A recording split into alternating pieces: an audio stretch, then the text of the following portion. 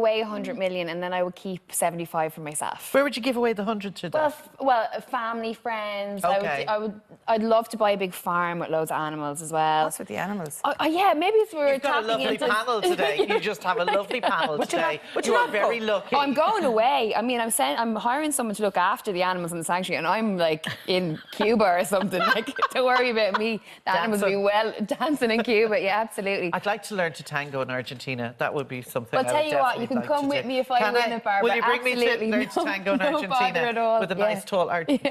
Anyway, yeah. Maybe the winner will see what this. language do they speak in Argentina? I don't know. Possibly Portuguese agent. Like, I don't do the lotto that often, but if it's a big one, I'm like, run down and do it. And every time I buy it, I always look at him as he's giving me the ticket, as in, like, it could be us. It could be us, mate. He'll do it every single time. You are? Yeah. Really? 100%. And I think it's one of the reasons why, you know, we always joke about me being single on the show, and it's like great fun and stuff. But I think subconsciously, somewhere down there, I'm actually, because I'm so career driven at the moment, that I'm subconsciously not allowing myself to get into a relationship because I know how much it'll ruin your life. Yeah, in a sense. Pretty much, In a sense, yeah. And I give way too much of myself away.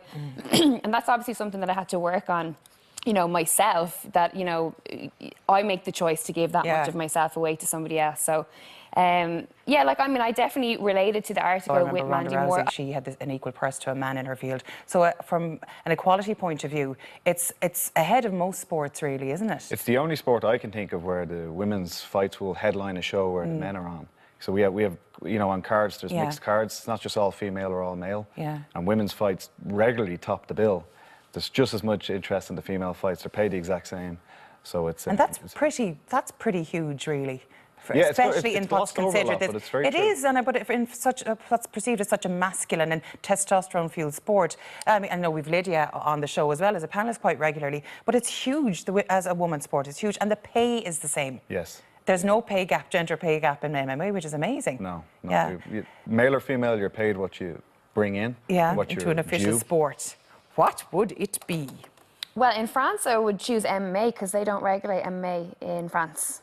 So if I had the choice... For God's sake, Lydia. She's so on message, isn't You're so on message, you really are. You've done loads of MMA in this show now. Representing my brand and my sport. No, I would... what would I... Oh, quick, give me something else now. Barbara, rescue her there. What else am I interested in? Reading and baking. Competitive reading. I hate sport. I hate sport. House parties or pre-drinking is something that still goes on. You know, even with the girls, like, come over and we'll have a couple of drinks here, and then you go out and you only have like one or two on a night out, you know. But I think it's a lot of it's to do with the kind of rise of social media as well. People are a little bit more educated. Young people are more educated, and I think a lot of young people are realising that if you drink to excess on the weekends, like the way that I would have done when I was growing up, it affects how you look. It affects your ability to, you know, work properly. It affects everything. You have a hangover for 3 days. You know what I mean? So I think young people are a little bit more wiser now, and they're choosing alternatives. They're more body conscious, though. But because once a cheater, always a cheater. Do you ever think you can trust anyone again if they're that way inclined? No, not in that relationship. But I must say, I'm not buying this story.